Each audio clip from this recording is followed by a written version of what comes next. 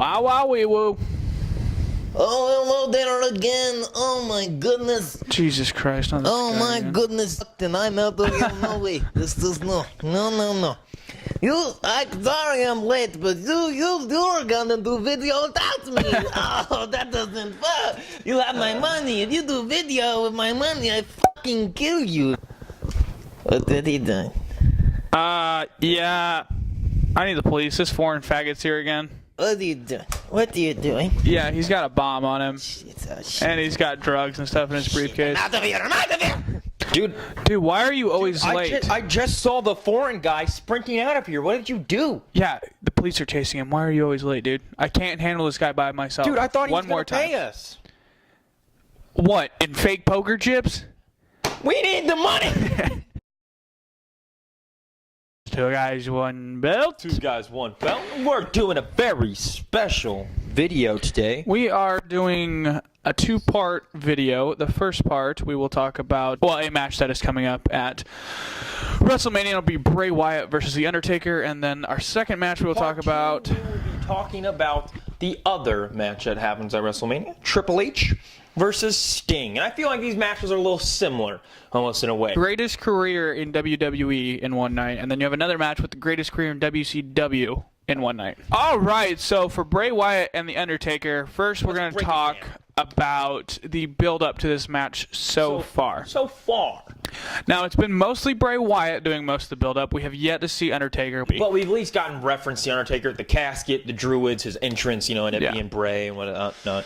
But even mentioning the name Undertaker. Even his promos before Fastlane, I think we pretty much knew it was going to be Undertaker or Chris Jericho, depending on what you see. We'll talk about his Fastlane promo and why it needed to happen the way it did and why it was perfect that way. What this does was put Bray Wyatt in a situation where he almost seems out of pity for The Undertaker. He's using his entrance, he's using the Druids, he's using the casket, and then he's talking about how he isn't scared of him. 21-1, he's no mere mortal anymore. He's just another man. With everybody else. He's with everybody else. He's not the Phenom anymore. And it was written well. I think the best parts of the promo so far, which is going to lead into our next segment of this segment, is how on Raw he was building a casket, and on Fastlane he came out in the casket, hyping it up with the casket and stuff, gives us hope that it will be a casket match. Which is what we want. That is what we want. This is our next part of this. It's why it has to be a casket match or anything like that. So why have the casket all around here if it's not going to be exactly. a casket match? And a casket match makes it exciting. It does. It raises the level of the match itself. No disqualifications, no count out. The only way to win is by putting in the casket and shutting it. And which those two guys are very much brawler types in the rings. They're not wrestling clinic, technicians or anything like that. They just go out and they have great stories and great matches, and the casket match would do that perfectly. This is a dream of a casket match. It really is. Because these two guys are both kind of those big physical guys, and their characters kind of fit the whole casket match vibe, Main reason you have a casket match and not a regular match. If The Undertaker wins and Bray Wyatt gets buried, it looks a lot better if it's a casket match rather than him getting pinned on the mat 1, 2, 3 with his shoulders down. It's almost symbolic of Undertaker's coming back from the dead after his loss from Brock Lesnar. He's still good enough to get wins and everything like that. But what happens if it's a regular match? If it's a regular match, we get a slow match. We get an Undertaker that isn't who he is anymore. You get a Bray Wyatt that has to listen to The Undertaker and go by The Undertaker, even though Undertaker, obviously, physically, is not what he used to be. Yeah.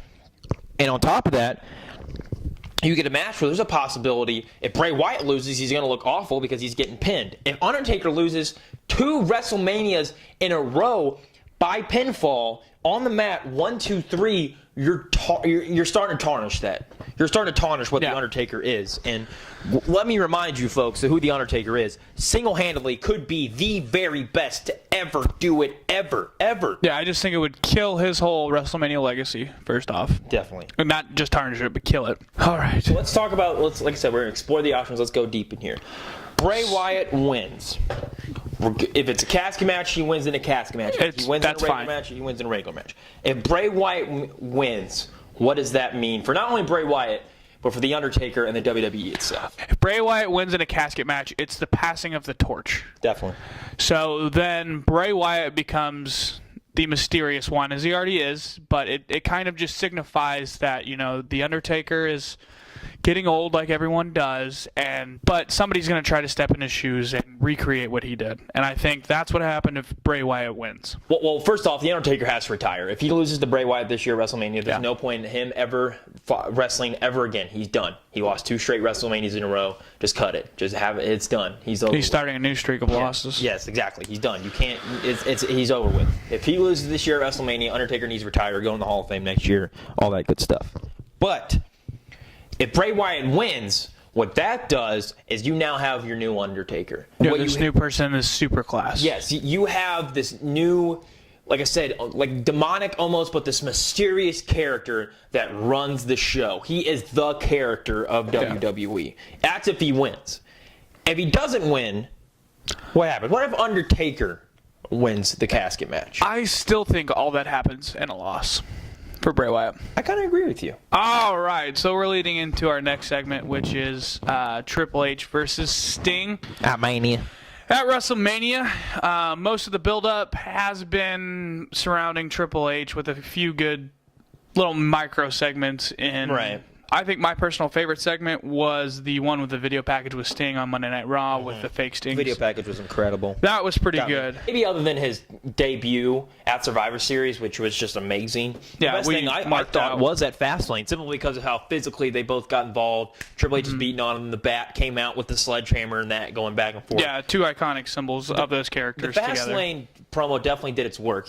They also officially announced the match for WrestleMania at the pay-per-view. Which is perfect. That's what needed to happen. Perfect. I definitely think it did its job. I definitely think it did its job. And I definitely think it makes Sting look pretty good. And now we'll roll into the legacy of Sting, his official first WWE match that we know of so far. Well, and we both agreed on this. The legacy of Sting is pretty much cemented with a match like this. Yeah.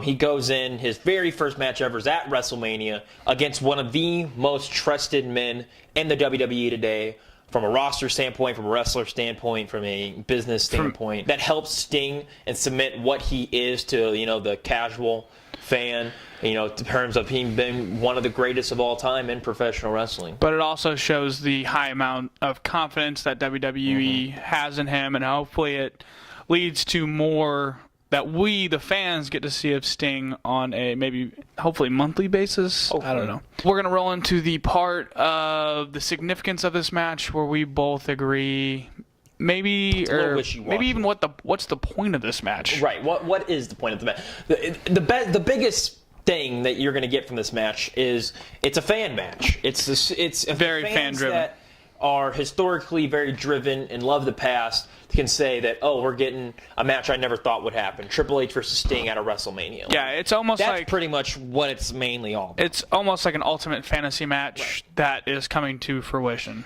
What does it do for the future of the WWE in general? That's what's left up to speculation. Right, and that's why maybe it's not as important as I think it is, or we make it seem. I think it's important just simply because of this Sting's career and it being a super ultimate, you know, like kind of fan super match. Yeah. But in terms of the future and what it really means, you know, it's not going to do its job very much. Yeah, on the surface it looks great, but trying to go in depth in it, there's not much. And finding the, you know, what the payoff for this is, it's not too much. It's kind of odd. If he goes out and beats Triple H clean at WrestleMania in front of that crowd, truly makes me believe that, one, they know Sting is one of the best of all time. And number two, it shows that WWE isn't as arrogant as we thought. You know, they're willing to give everybody a shot. Yeah, it's not just WWE and what's good for WWE. It proves that they are a professional wrestling company. They do care and they actually do what's best for business, like they preach all the time. Right, absolutely. And they do what's best for a career like Sting's. If Sting loses, what does that accomplish? I wouldn't want to call it a waste of time, per se. But if he loses, they're going to have to continue the story between him and the feud. And I think would have to. And they have to have a rematch. They would have to have a rematch, yes, without a doubt. But thinking about it, it doesn't quite get me pissed off. But if it would happen in front of my face, yeah, I'd probably be pretty pissed off. Oh, yeah. I'd probably be pretty shitty that they didn't have a clean finish.